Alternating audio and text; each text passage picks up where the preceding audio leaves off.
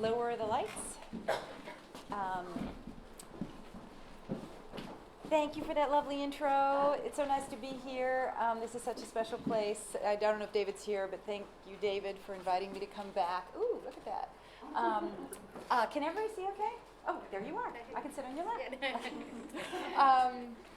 So I'm starting here, semi-present day, well, close to present day, and I'm going to go back and forward in time. I'm starting with this one just to kind of give you a sense of the latest show. It was called Sky is Falling at PPOW. It's the traveling show that was mentioned is also entitled Sky is Falling. It kind of hit me like a sledgehammer that we're at a real pivotal point environmentally, and we as visual artists, we have a bully pulpit, which is our artwork, and so I decided that it was obvious that I had to use whatever voice I might have through my work to talk about what is, really some interesting days ahead, or decades ahead, with climate change and all that. So, so the show Sky's Falling is about climate change. I'm certainly not didactic in it. I did want to name names and point fingers. So on the trees are incised illusionistically, the names of climate change deniers and things like that. But basically, which was kind of fun to do. But basically, these were musings on how we might remake the world if we can. If we're so lucky to survive what's going to come. But I'm going to go back in time to talk about where I grew up, the beginnings of this. So I was born in the Midwest in Peoria, moved to the East Bay, moved to California. Actually, it wasn't the East Bay first, it was Marin County, which was kind of a cowboy town. Then we moved to the East Bay in Hayward. My parents, working class, Irish Catholic, Irish and German Catholics, no art in the home at all. This is kind of, what my family looked like. And so contrasting this, the only painting, and I'm always very curious with visual people, what their first visual event or visual moment is that they remember. And for me, it was this kind of sfumato-ish picture, Da Vinci-esque picture, probably from blue chip stamps, of Jesus. Looking a little like that, very Svengali looking, kind of, certainly not looking like my brother and father with their crew cuts. And being very compelled by that long-haired, sort of semi-androgynous man. Not only, as a Catholic, but just as this kind of odd personage, somebody who didn't look like anybody I was growing up with. So the other art that you'd find in my home, that suburban house, were when you'd open the medicine cabinet. I don't know how many of you were brought up Catholic, but you'd open the medicine cabinet and there would be these little holy cards that were these very intricate, bizarre, surreal nooks where all of the banality of the Sears and Roebuck catalog furniture that I grew up with would be undone by these weird, surreal moments. Like Saint Agnes holding, or Saint Lucy, Saint Agnes, Lucy holding her eyeballs, So, and again, hidden in the medicine cabinet. So kind of like an advent calendar where you'd open a secret door and there would be a whole other world. That's what these holy cards provided. So I can't help but feel that my work was deeply influenced by that. However, when I went to college, I went to UC Santa Cruz, all my teachers were pretty much minimalists, either conceptual artists or minimalists. So the kinds of blood and gut images from those holy cards were very much not the case with my education. There's the canning of the shit by who is it? Manzoni, thank you. That kind of thing was not the reason I was making art. and that's probably the case with all of us. But nevertheless, I soldiered on. I was always interested in the figure, but I knew from theory that the figure was problematic, which I'll talk about later. But this painting happened in 1999. So I was in college, undergrad in 81, and grad school in 83. So it took me till 16 years before I had made a painting that I could kind of own, in that way that you don't hate it and throw it out. It was called Self-Portrait as Infanta Maria Teresa, Dreaming Madame de Sade, which, right there from the title gives you a sense of the kind of layering that I was interested in. With Infanta Maria Teresa, she was the wife of Louis the Sun King, and she was a kind of a homely, very religious woman, and Louis the Sun King was, that crazy guy with the gigantic wig. So, I could imagine a really interesting relationship there. And Madame de Sade married to Marquis de Sade, who was the famous libertine. He wrote 100 Days of Sodom, the first porn book, I guess, that we know of that's classic. So another case of really interesting relationships. And I was interested at the time in these, and still am, in these little thought bubbles. Do you have a laser pointer thing? Okay, never mind. Anyway, so there's little thought bubbles, and I was thinking of them as sort of tributaries of thought, with the idea that here's this kind of burlesque queen holding these two snarling lemurs, and she has this title. So we're thinking, we're reading those, Madame de Sade and Infanta Maria Teresa through her, and so I'm hoping for this layering of storytelling. And if you look at the different little thought bubbles, you can take the story down those different tributaries if you're so inclined. And that was all well and good until I was maybe 5-10 years later. I was on the train going to some lecture. I'm going to a lecture gig, thinking about what I was going to say, thinking about this painting, and suddenly had this memory of when we first moved to California from the Midwest. So that was in the 60s, and hippies were burgeoning, and you remember my crew cut family. So we took a little family picnic to Golden Gate Park. Has anybody been to San Francisco? Golden Gate Park, it's, all the wonderful fog and the hippies were abundant. And so we had our little wicker picnic basket, our little bologna sandwiches, and there we were in Golden Gate Park with our, surfer shirts or whatever we wore at the time. And very Midwestern, very boring. And out of the bushes comes this long-haired man wearing a cape and a jockstrap only. I think he was pursued by cops, but maybe that's me embroidering. I don't remember. But I remember that I was transfixed, and the next thing I knew, my mother had picked up the picnic basket and plunked it on my head so that I wouldn't be looking at this guy who, was clearly pornographic. And it sealed in my brain this vision of a little wild freedom, a little, burlesque madness, which was the exact antidote to all of that Ozzie and Harriet stuff that I'd grown up with. So that, I realized on that train ride, was the real genesis of this painting. Despite all of the other embroidering of our conceptual thinking, there's always that deeper level of content that I think is the difference between, between, shall I say, a real painting and an attempt. In any case, something was going on there that was drawing from something deeper than in my earlier work. Anyway, so now I'm going back in time to the late 80s. I was on a Fullbright to Berlin. Really interesting time. This is before the wall came down, and there was no thought that the wall would come down.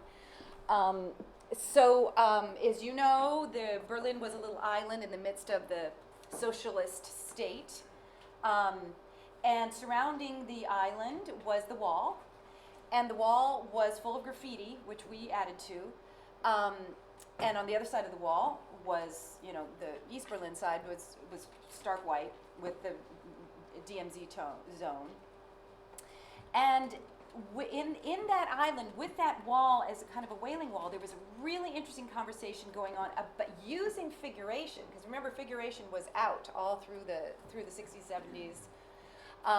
But it was happening with the Neue Wilde movement in Berlin with a vengeance, because the East German side used the figure in the form of socialist realism to propagandize about the worker state and to glorify the worker, right? So they needed the figure for their propaganda. And the West, conversely, used the figure to show the ugliness of humankind. So there was a really interesting conversation going on back and forth between the freedom to critique versus the potential glory of freeing the worker from the shackles of capitalism. So in that environment, I was taking on the figure with a vengeance, making these ironic, kind of obnoxious Picasso meets Tintoretto sort of screeds about the stupidity of humankind. They were big. They're still rolled up in my basement if anyone wants one. I can't just shred them, which I should. We were talking about that at dinner. So they were all about the fecklessness of humankind, and I made a lot of them. At the same time that I was making a lot of these screeds, I was also seeing a lot of artwork and noticing that the kind of work that I was drawn to was not of the screed ilk, but of a very different kind of quiet subversiveness, like the Fantin Latour, where the flowers are so ripe they're kind of falling out of the vase, or this unswept floor of sosos, which is just the dregs of kitchen activity on the floor in mosaic form. And I kind of love that. All the while, I was making these gigantic, obnoxious things. Thrown around a lot of paint, so that was good, but making a lot of them. And kind of despairing at the same time. I would make them, I would be really invested in them, and then I'd finish them and just say, oh, I don't feel anything for this. I don't love this. I don't care about this. It was a weird kind of dead feeling after all the involvement of the making. So at that time, I think I was getting my 10,000 hours in that Malcolm Gladwell talks about, because this very interesting thing started to happen in the midst of my hard work and despair, where I would pass out at the end of a long day of painting, and just before sleep, so in that state between waking and sleeping, I started to notice this flood of images that would come into my head that I'd never noticed before, and maybe you all have had them since you were age 1, but I hadn't. And they were really intriguing. It was kind of like watching somebody else's movie, and they weren't memories, they weren't daydreams, they were really like emanations from somebody else's movie. And I would just lie back and watch them until they'd fade away. But I, in the midst of this despairing period, it was feeling to me like, well, if there is a kind of a font of creativity, dare I say that, this could be it. So maybe it would be smart to follow it. So I pretty much stopped all my Tintoretto meets Picasso, and I just took up a very kind of dumb way of painting that I equate with, beginning painting still life. Where you just paint light into dark, dark into light. As I see this room now, I see light and shadow. Basically, I wanted to paint the way I saw these images in a very matter-of-fact way so that I could see them better. And at the same time, this one over here on the right, I went through a period of painting an image and then throwing a lot of solvent at it to kind of dissolve it. So I was literalizing the idea of just needing to dissolve the past and start to bring in this new way of painting. So again, these are big. These are all about 6 foot. I call them self-portrait as fallen angel, things like that, because I was thinking of them as looking inside, and the whole painting experience became very, very open, like a journal page, where something would occur to me and I could pop it on there and I could glaze over it, pop another thing on somewhere else, with the idea that the still life, which was the mechanism to teach me how to paint light and shadow, kind of held the images. So it was a really great period for just teaching myself new tricks, new I don't want to say tricks, but new techniques in order to see these image streaming things. A self-portrait is rec. And the whole time I was thinking that the still life was just the excuse for the thought bubbles, until I read a wonderful book by Norman Bryson called Looking at the Overlooked, about the history of still life. And in it he talks about not only, like the Juan Sanchez de Cotin, not only is still life metaphysically brilliant, this being a logarithmic tracing of the universe, this Juan Sanchez de Cotin, but the Peter Erickson over there on the left, turns out that he was doing what I was doing, where the unimportant image, the hierarchically less significant image, is the big one that you first see, the butcher's stall, and the hierarchically more significant image is the little thought bubble in the back, which is Mary giving alms to the beggar, and that was a reflection of what I was doing.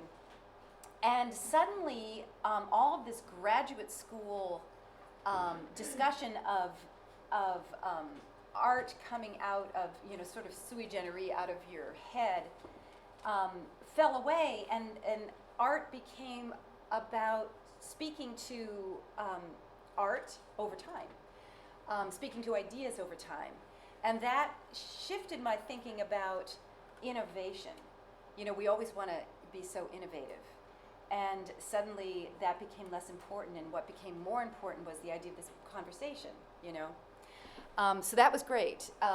Great in the sense of the kind of vitamins you need to keep you making art. If you're constantly pushing yourself to innovate, then you end up almost becoming a trickster,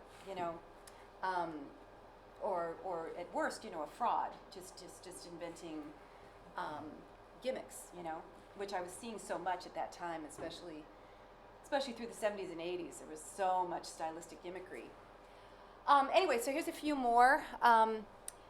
This is Self-Portrait as Gourmand. At that point, the table's getting more and more full. Until this painting came along. This is birth painting. And I was pregnant at the time, and I was, painting, as I do, with the idea that the still life was less important, as I described, when suddenly I stepped back at this painting and realized that the still life itself, how I was forming it, was very much a kind of what I thought of as a reflection of what you could say was happening in my belly, as growing life, which is kind of, beautiful, horrible. Kind of, tumorous and terrifying and fantastic. And so, the painting stopped being just an excuse for the thought bubbles and became a reflection of, of the state. Anyway, so I finished this piece with this little central text that says, "I opened up my legs and the boy fell out of me." So that was the first really personal still life painting. Anyway, then came along Dave Hickey's Invisible Dragon, 4 Essays on Beauty, which was very influential because the term beauty had not been used in art making since Ruskin. But he was talking about beauty in terms of persuasiveness, enfranchising the viewer.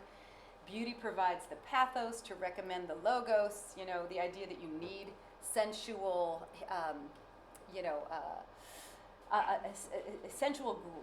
something to grab the viewer's eye, and then you can insinuate your more subversive ideas through that.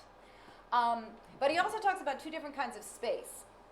This is, the Caravaggio over here is masculine space that protrudes out at you, versus the Tiepolo, which is feminine space that invites you to enter it.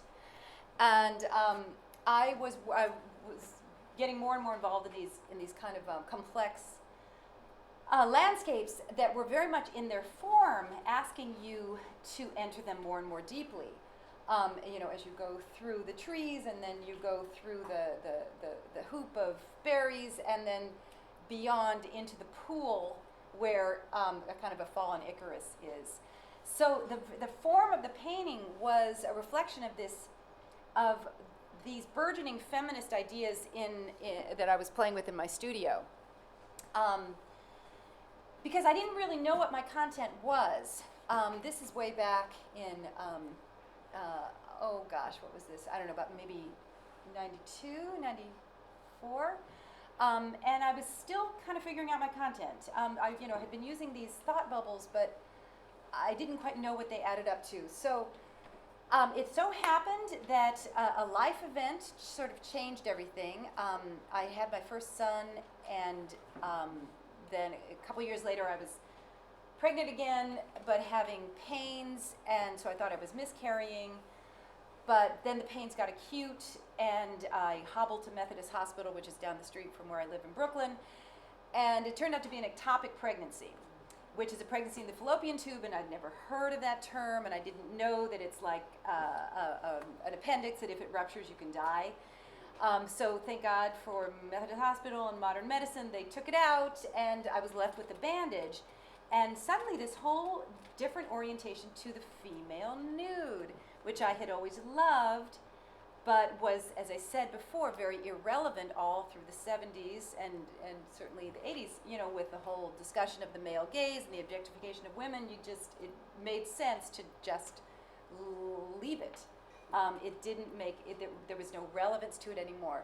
But suddenly, with this event, it became relevant as an aspect of women's history that I hadn't seen painted about. So I call the self-portrait as in Fanta Maria Teresa playing Coriolanus, about scars, the kind of scars you show as heroic and the kind of scars that you hide.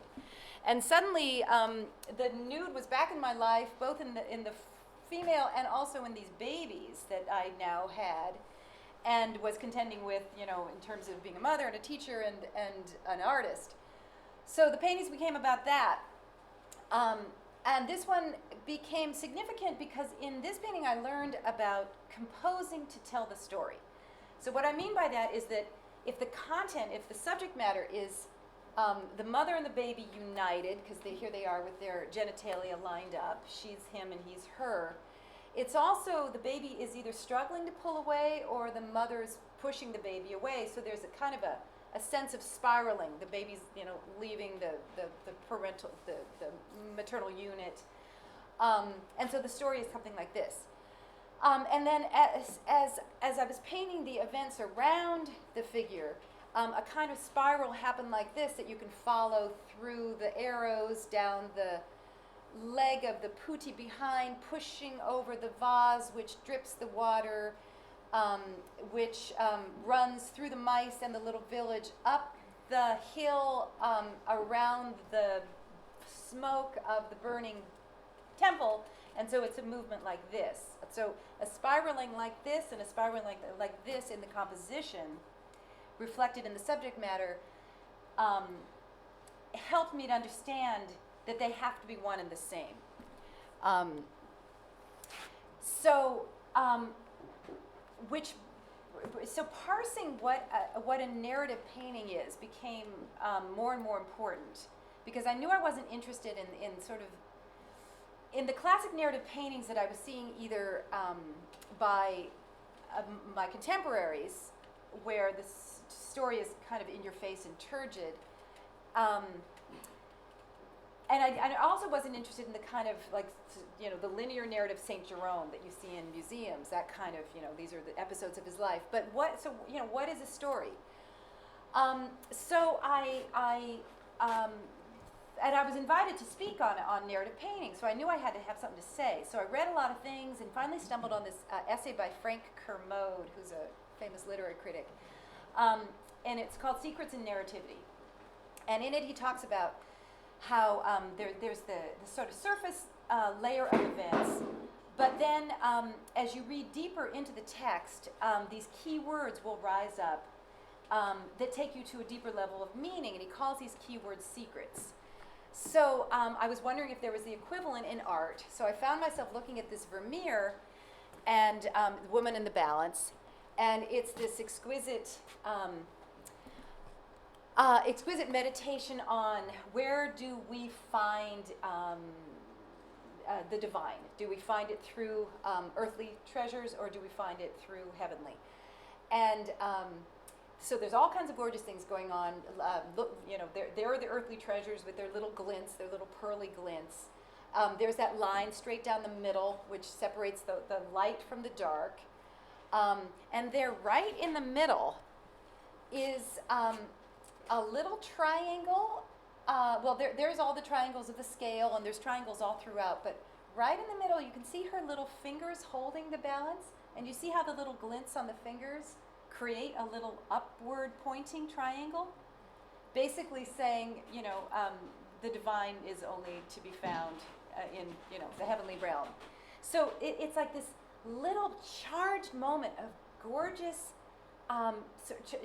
using highlights for transcendent brilliance in the tiniest little way. So that's the secret.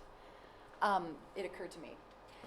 So then I found myself looking at this Rembrandt, and the gorgeous Sacrifice of Isaac with that crazy knife right about to pierce his throat, or on a trajectory towards his throat. But it was when my eye caught on the hand over here that opens to let the knife go, and behind the hand is this red cloud, that I had that kind of intake of breath which you get when you are in the presence of something fantastic and surprising, and felt the secret happen there, the idea that the blood not spilt, of Isaac. So secrets, and I'm not saying that Rembrandt intended that, I'm saying secrets happen in the viewer. When you get a moment of felt meaning, you will feel it in your body. So finally this one, and by the way, I just started a blog called Painters on Paintings, which is going to be launched next week, where I talk about this one, but I will give you a preview. This is Bonnard, brilliant painting. I remember seeing it, 10, 15 years ago, and it's the strangest painting. Has anybody seen this painting? Nobody? Okay, so it's such a weird painting. Imagine that there's hardly any paint on it. It's just little scrufflings of orange. And the only thick paint is on that weird object on the towards the bottom, these little clots of brown. So everybody knows the story of Bonnard, that he and his wife kind of receded into the countryside. She was a very secretive woman. He didn't even know her real name until, I think, 27 years after he met her. When he was marrying her, he found out her name was not Marie Boursin, but it was Marie something else. She had a weird illness that kept her in the bathtub, so there was a strange remoteness. The two of them were oddballs. I love them. Here's a scene. Imagine a situation where, you're living with this woman and she's such a secret. You're living with the other, whatever the other means to you. In his case, the wife, she's secretive. She's coming out of her tub, her toilette. He happens upon her in this intimate moment. She's turned away from him. He's trying to know her. You know how when you get a peek into somebody, you want to know them. So he sees on the floor this object that is the kind of repository of her utter otherness, and he picks it up to inspect it, and you can tell that it's not like a chair with a robe over it, because if you look at the bottom, you'll see these little knuckles and thumbs. So suddenly you see that those are hands holding something, because it kind of looks like a chair, right, with something thrown over it. But no, it's a foreground object really in our space, right? It becomes us holding this thing. And what are we holding? But a minstrel rag is the hypothesis of some, which to me is so utterly subversive. I mean, I have never in the history of art seen anybody paint a minstrel rag. And the reason that I feel like, this is actually Bob Berlind who came up with this, and when he talked about it, I just remember saying, hot damn, that is what it is, because it's so weirdly scribbled. It's not scribbled the way that fabric would be scribbled, or the way that a magazine page would be scribbled. It's scribbled like the way women used to sop up their menstrual blood, with these rags. And I used to do this because I was too poor to buy, Kotex. So I know what it looks like. Little moment of intimacy there. Anyway, so this to me is like the greatest art historical secret around. And now you guys are all privy. Cool? I think Bonnard is such an underestimated modern master. He's so weird. Anyway, so just to get back to me, so I was at this phase. I'm still working with these different sized figures. Children were looking so surreal to me. I was interested more and more in the accoutrements of clothes and hair, but I wasn't interested in hair and clothes. So I was looking for alternatives to them. So there she is holding a kind of an inchoate skirt. This thing she's holding is functioning like a skirt, and her head is kind of on fire.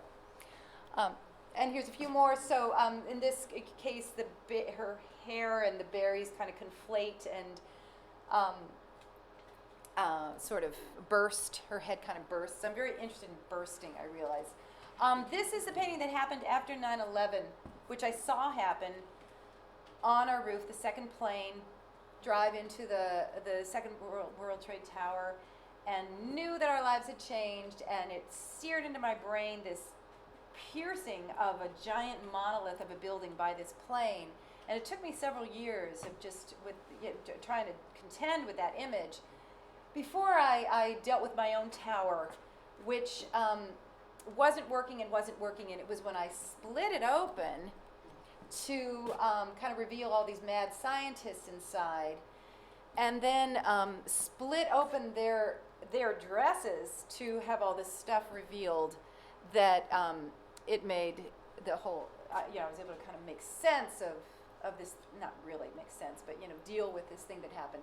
So a lot of the work, like, so all this next work is the Iraq War is going on. I listen to NPR in my studio all day, so I'm filled up with war, George Bush, taking us into these places we shouldn't go, and kind of writhing with anger. So a lot of these paintings come out of this, just wanting to, again, contend with things that I have no power over. So this one, it's floorless. It's an image of a kind of interior where, like Versailles, where the seats of power reside, where war machinery is conjured up, war strategizing. And I wanted to play with the ceiling mural, with the feeling that the characters on the ceiling mural were both very firmly ensconced in that mural, but starting to kind of fall out of it. So there they are. I'm not interested in kind of surrealism where they would actually be falling, but I love that liminal place between it's believable and it's starting to crumble in its logic. Here's another one. The chandeliers. Maybe you can see. I don't know. Is it obvious that there's images in the chandeliers? I never know. I don't want it to be too obvious. I want it to be the kind of thing where you see it on second glance, just like with the still lifes, where you thought you were just dealing with a traditional still life, and then suddenly all these other images show themselves. The same kind of thing here, where it's on second viewing, you see all of the little moments. The commentary. This one as well, some portrait is agnostic. This is the burning of Baghdad, so there's Baghdad right there.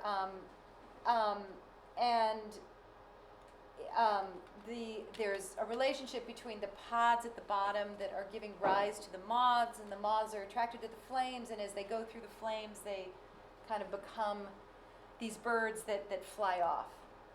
So I don't start with preliminary drawings ever. I always start with kind of an inchoate image. In this case, it was the skirt with a little burning city, which I'll paint with the idea that I'm kind of waiting to see, just sort of like a fiction writer, like what's going to happen, why is this here, what's the context for it. So it was when all those things happened around it that it started to make sense, kind of as fires of purgatorial fires that where cleansing occurs. This is where you can't get the Catholic girl out of the so yeah, there's kind of I tend to paint until something slightly redemptive happens, in my own way, which I don't want to be the case, but that's just what I'm stuck with. Okay, this is a bad slide. Sorry. So we'll move on. But anyway, these are more of the skirts. I was interested in the idea that this is the moment where she's holding the fruit, and she's just, in a second, she can move her arms and the fruit will fall. So it's that moment just before the spill. And same thing, this is, the next few are from the booty show. So again, this idea that just like Agnes is holding her eyeballs, or Lucy, which one was it? I always mix it up. These are kind of her attributes. So the animal skirts are, and then in the wallpaper behind is the thought bubbles of yore made their way into the wallpaper behind, where what I discovered in those Berlin paintings that were big and obnoxious is that you can be a lot more biting in your social commentary if it's small and not so in your face. That's what I discovered from the thought bubbles, and that's what worked its way into the wallpaper. So behind her is all this social commentary on our foolishness. And then as the body exploded with the fruit and the dead animals, there was a point where it shifted to the head, and the head started to explode. Inside that is this whole kind of labyrinthine world where all sorts of things kind of pop out, and I can, again, insinuate all my social commentary into and around the Baroque paraphernalia. This one as well, her head's kind of exploding. There's the social commentary behind, and she's sitting on kind of a flayed earth. There's a kind of a topographical earth rug that she's sitting on. And then that earth rug became its own world, where the world became the head that was exploding. And so then I went inside the exploding head to see what was there. And so then the rooms presented themselves. So, and I wish I had some details, but I don't. But there's tubs of octopi. There's a woman on a couch with things coming out of her. There's all kinds of things going on. And that was really interesting to paint and to explore.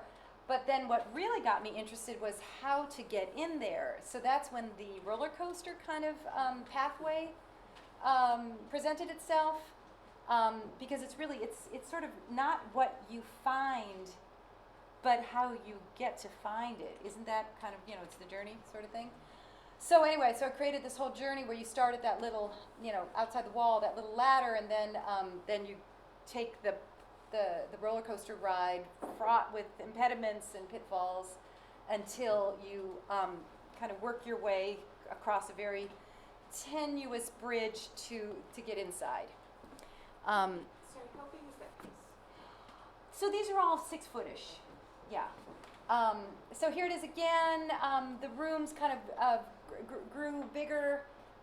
It sort of vaguely starts with like lower chakra activities towards the bottom.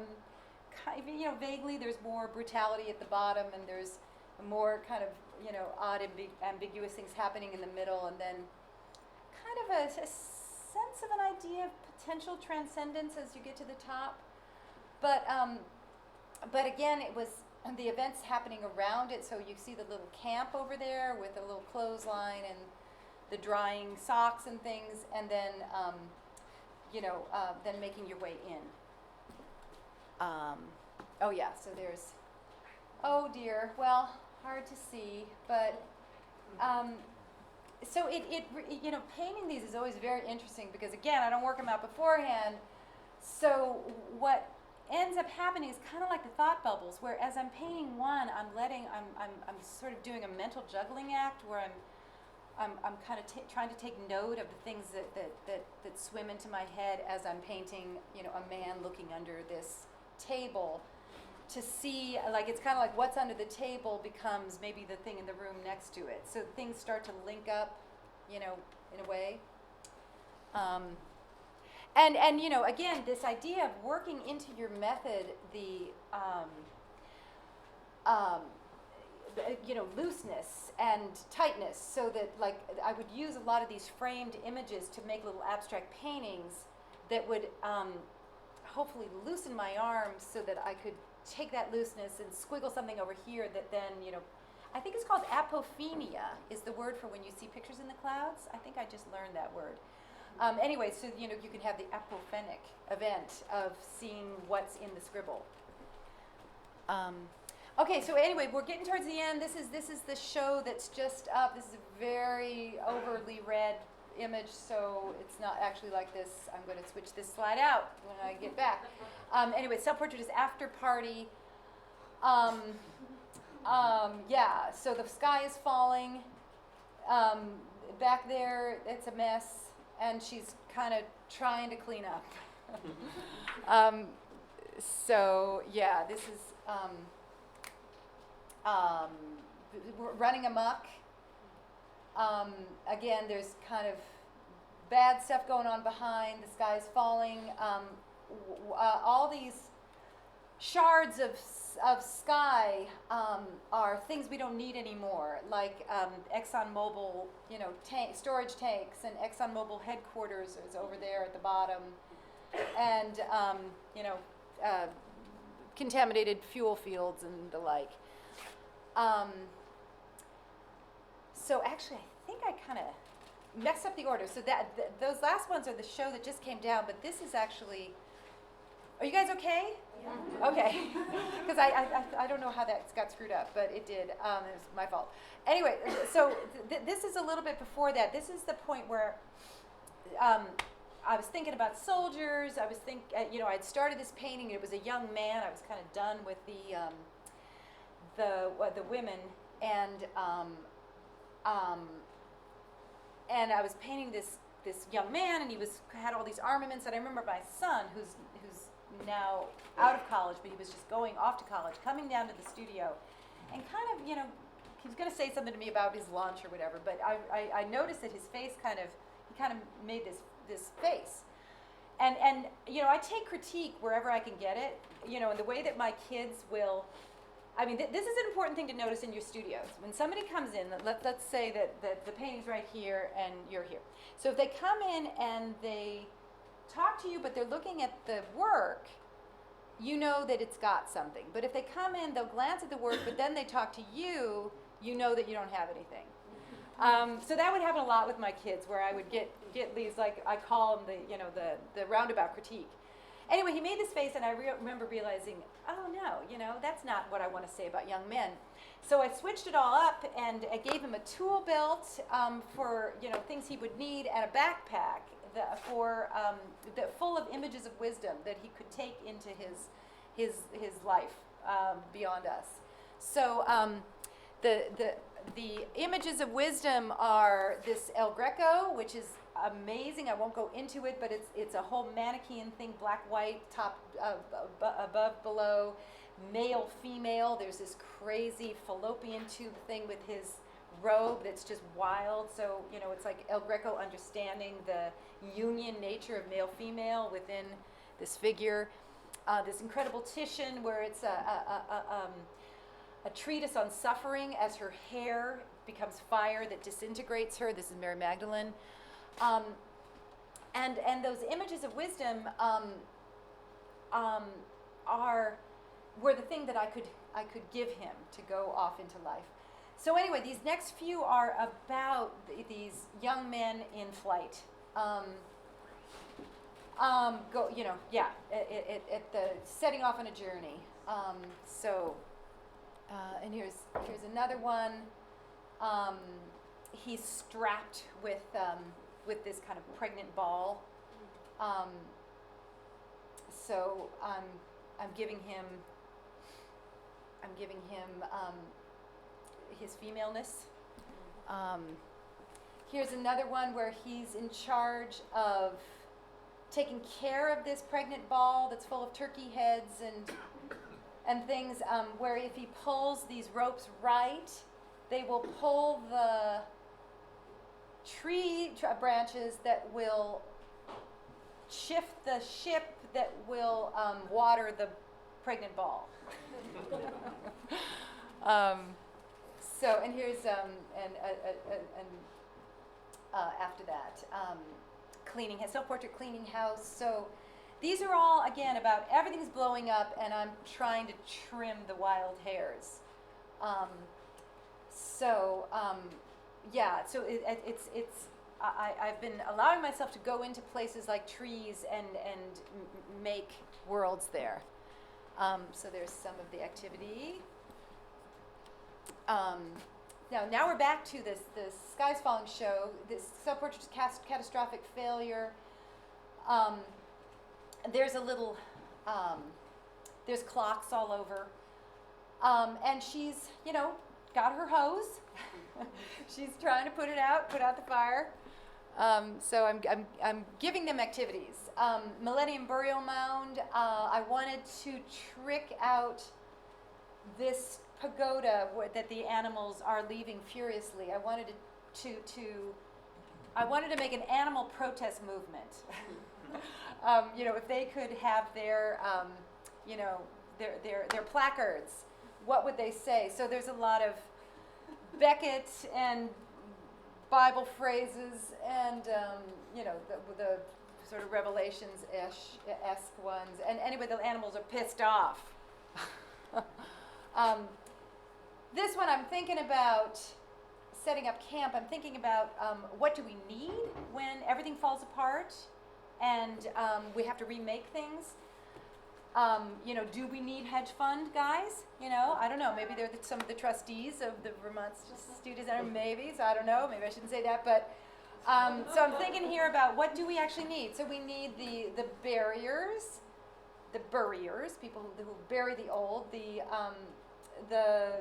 builders, the mad scientists, the lovers, the mothers, the fishers. That sort of thing. And we need the dreamers. So there's a guy suspended in front of that Rubens abduction of the daughters of Leucippus, which is, so there he is dreaming. And then there's all those images of wisdom behind. All these paintings that have given me wisdom. Self-portrait dressing wounds. I'm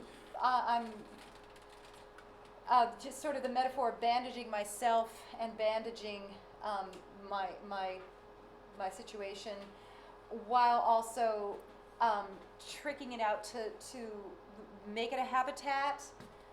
And there on that little shelf are the heads of some of the hedge fund guys, Jamie Dimon, So, this is my little way of saying, we don't need you, Jamie Dimon. Oh, in the last show, we did a tree sculpture. So this is my tree sculpture, which I'm madly in love with. So here's some details. So we took this gorgeous silver birch and we burrowed knots into it and then created these little worlds.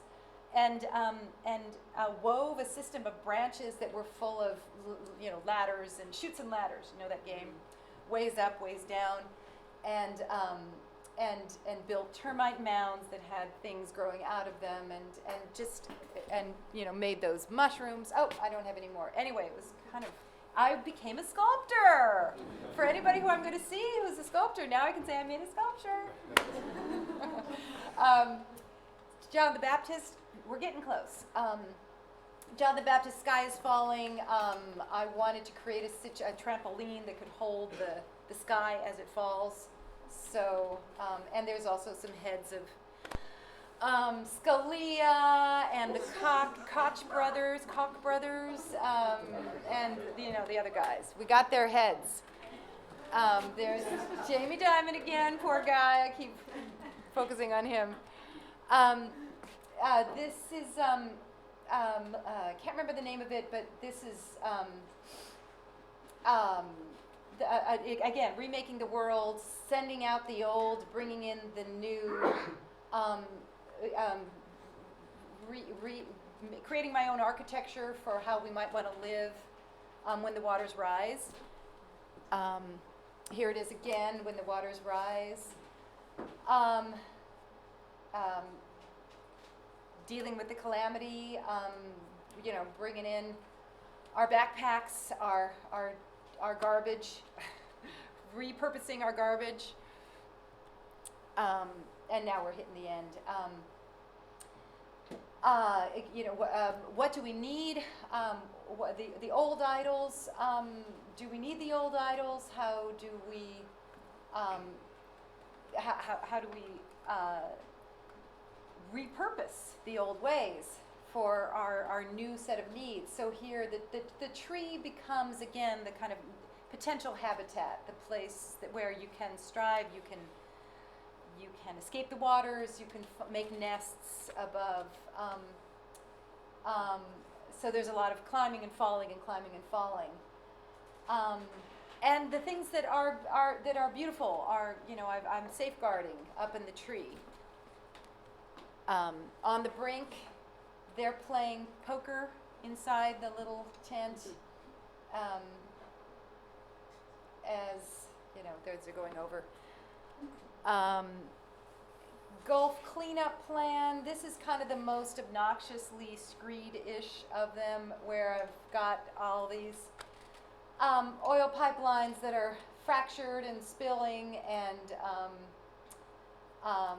creating havoc. But again, in the tent is a world. Is it a refuge? Is it a nightmare? It's kind of both. I think this might be the last one. After Hurricane Sandy, the park, Prospect Park, where I live nearby, was full of downed trees. All the trees fell. And then the next day, practically, they were sawed up in neat piles. So, it's the idea of hiding our calamities. So this started out a painting about just a neat pile of logs, and then it grew and grew and grew and grew and grew until it became this raft. So this is self-portrait as emergency shipwright. And again, it's a place for all the things she wants to keep, alternatives, because creativity in the end will out. So yeah, that's the last one. So thank you for listening.